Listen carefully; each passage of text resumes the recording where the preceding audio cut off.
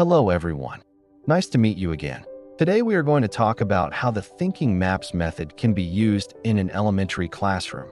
If you don't know what the thinking maps method is, it is a visual graphic organizer that can help students to brainstorm ideas, structure their thoughts, and learn new concepts.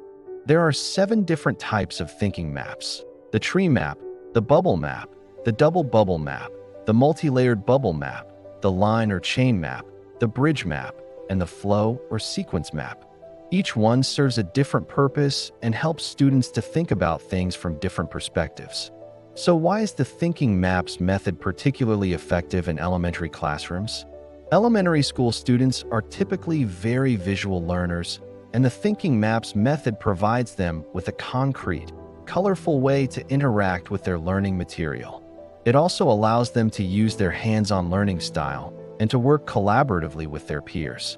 Additionally, the thinking maps method is very versatile and can be used to explore parts of a story or an idea in depth. For example, a teacher can use a bubble map to help students brainstorm ideas for a writing assignment, or a flow map to help them sequence the events in a story. The possibilities are really endless. Now let us take a look at how a teacher can implement the thinking maps method in an elementary classroom. First, the teacher should choose a thinking map that is appropriate for the age and skill level of the students. For example, younger students may benefit from using a simpler map, such as a bubble map or a line map, while older students may be able to handle more complex maps, such as a double bubble map or a flow map. Next, the teacher should introduce the thinking map to the students and explain how it can help them to organize their thoughts and learn new concepts. It is important that the students understand how to use the thinking map before they attempt to use it independently. So the teacher may want to do a few examples with the students as a class before they work on their own.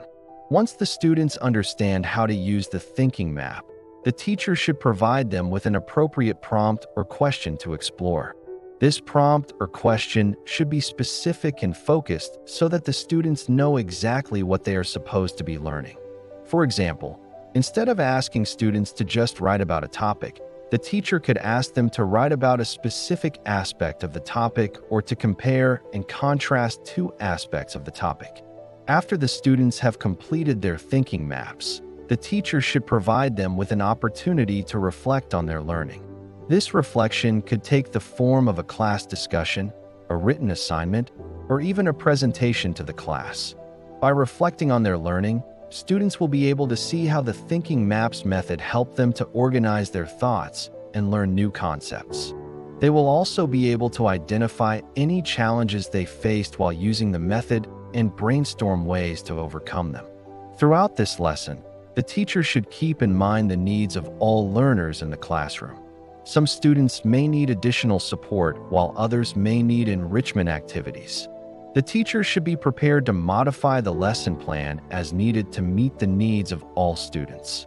To meet the needs of diverse learners, the teacher can provide visual aids, hands-on materials, and opportunities for collaboration.